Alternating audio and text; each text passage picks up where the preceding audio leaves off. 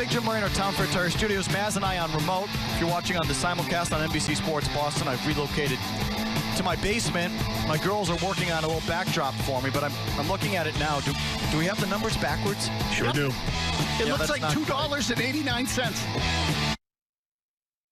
So we got to figure this out. I'm in the basement because I was in my office. And it's just the internet connection up there blows so badly.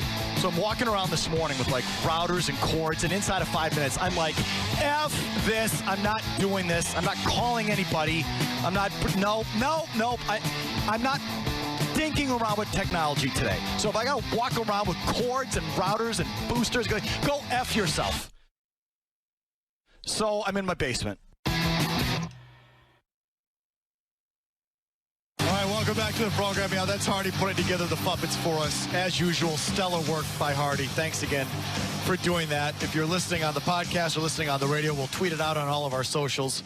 Coming to you here on 98.5 The Sports Hub and the simulcast on 98 on NBC Sports Boston. The Wood is shooting me here in my home office. Are we good? Are we up? Yeah, we're up. Okay. Oh, yeah, we can see you. You're good. Okay, before we shoot for the big board here, I just want to read you an email because it's germane to this. Subject line, Mike. Stop letting other people throw for the big board, he says. He says, Mike, please stop letting anyone other than you, Tony, or Jim throw at the big board. If you have any respect for the historic accuracy of the board, why would you change it now? I don't get it, says Doug in Woburn. So I've been having my daughters, because we're here, we're not in the studio, obviously, shoot at me, but they're saying that that's somehow impugning the integrity of the big board. Do you agree or disagree?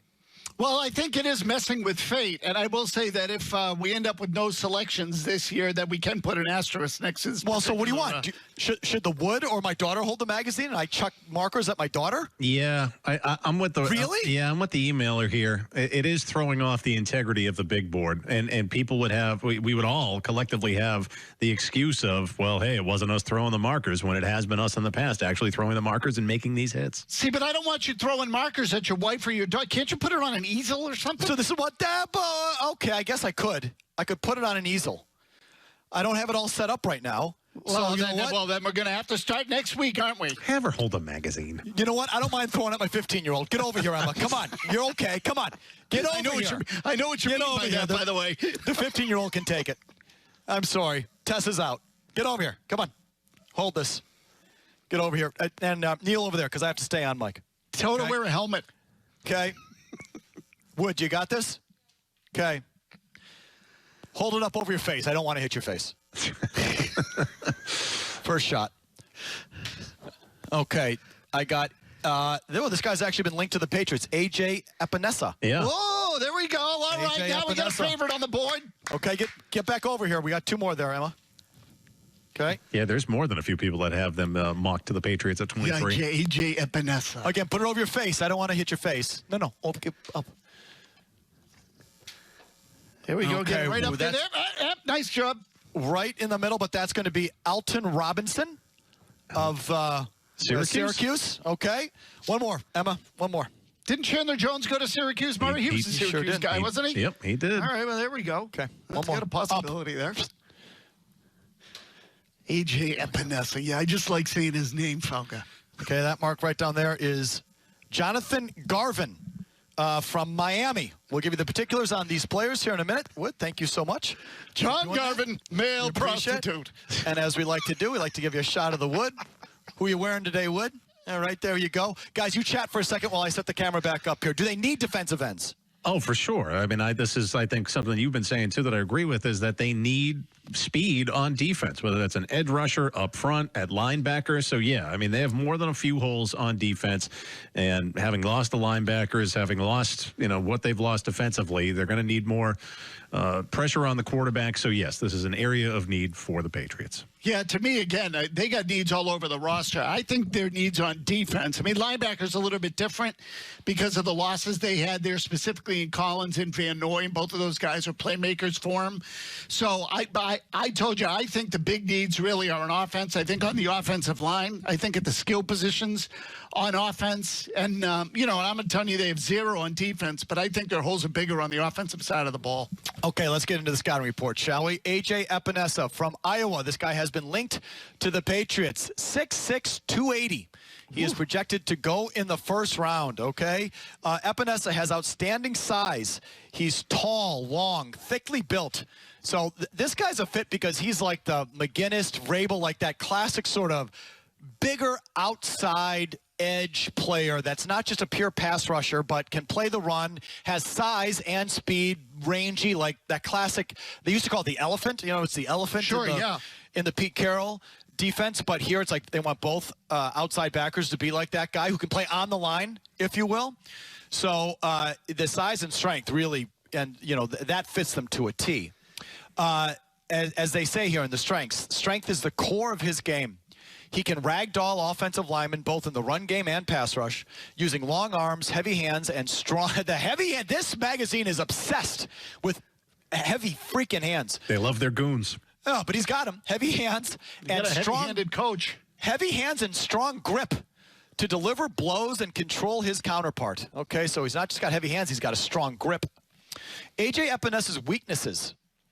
Epenesa's speed, athleticism, and bend isn't elite. What does bend mean? You got me. I have no idea. It's got to have something to do with technique, right? So the bend is not always where you want it to be. But this sounds like what the Patriots generally do. If they sacrifice anything, it's that pure athleticism, right? Right. And I think they're less prone to draft those pure athletes. So I think that's another reason why this guy sort of fits them.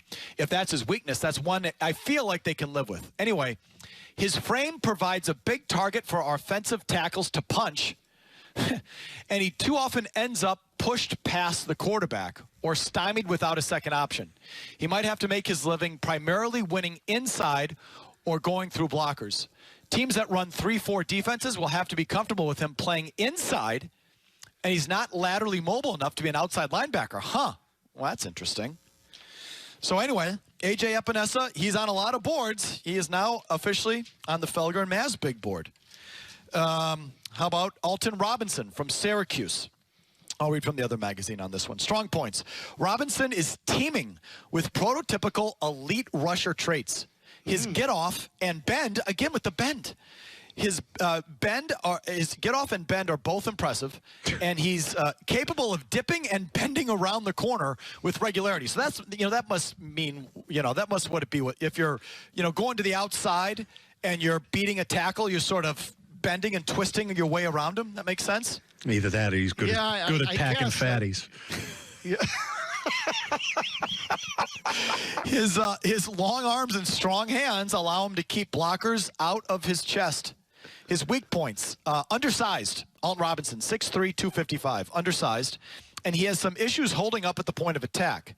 He played standing up at times for Syracuse, but he didn't show the kind of instincts and spatial reasoning to do so at the NFL level. Bad at geometry. And if you're going on a car trip, don't have him pack the trunk. How's Alton Robinson's spatial? What did they say? Actually, I think spatial reasoning. I think that's a fancy way of saying he takes bad angles. Spatial reasoning. He's like my wife. He can't pack a car. He has bad spatial reasoning. You've got to be freaking kidding me. Put the big stuff in first and just fill in with the small stuff. We're good. Yeah, terrible at packing. I swear I'm going to put my pants in socks. Like, all right, we'll figure it out for you there, Alton. Finally, last one. Jonathan Garvin, Miami, 6'3", 250. Strong points. Garvin has the prototypical build for the end. Sturdy, long-armed, and broad-shouldered, capable of carrying more weight. And he has the kind of quickness to go with it. He has impressive closing speed when he wins early in the down, and he shows good initial burst at the snap, even if he could stand to be more consistent with his get-off. Okay, strong points. The get off, very important. Oh, yeah. On Sunday, you got to be able to get off. There's no two ways about it. Weak points. Garvin is raw, and he seemed to regress between his sophomore and junior seasons. The biggest drawback is the lack of bend when working the corner. My God, the bend. All right, I get it. He's never going to be an edge burner, but rather more of a face-up rusher, which I think the Patriots are fine with. I don't think they like the bendy guys. They want you to sit there and fill your gap and stay in your lane and not go too far upfield and not bend. Or they want you taking on blockers, defeating blockers, and getting to the ball. That's what they want you to do. So Jonathan Garvin, put him on the board. Go ahead. And you said his stock also dropped from sophomore to junior year? Yes. Okay, so again, another guy that'd be right up the Patriots' alley. They love those guys, and they got all those picks in the 6th and 7th rounds. I don't know where that guy's projected, but it feels to me like I've come to the point where I look for all kinds of warts on these guys, and then I think there's the perfect Patriot. Okay, put him on the board. Jonathan Garvin, Miami. Alton Robinson, Syracuse, and A.J. Epenesa from Iowa. Coming up next, Christopher Gasper. He's got developing opinions on the Patriots quarterback position. Are they informed opinions? We'll get his take on it coming up right after Murray's 90-second update. No commercials here. From the Town Fair Tire Studios, Boston's home for sports is WBZ-FM and HD Boston 98.5, the Sports Hub, the Beasley Media Group station. Chevrolet.